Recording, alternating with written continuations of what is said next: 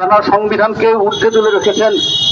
সংবিধানে বলা আছে কাজ মানুষের একটা মৌলিক অধিকার, মজুরি মানুষের মর্যাদার প্রতীক। সংবিধান কাজের, কর্মের এবং ন্যায্য মজুরির নিশ্চয়তা বিধান করবে। আপনি বললেন বাড়ি চলে যাও, এই কথা কি আপনি বলতে পারেন? আজকে আবার বলেছেন, কি বলেছেন যে শ্রমিকদের বেতন বাড়িয়েছে 56%, আর সরকারি কর্মচারীদের বাড়িয়েছে 5%। মানুষ শুনলে অবাক হয়ে যাবে। আমরা রাষ্ট্রের প্রধানের কাছ থেকে এই ধরনের কথা কি শুনতে প্রস্তুত? প্রতি বছর সরকারি নিয়ম অনুযায়ী 5% করে ইনক্রিমেন্ট হয়।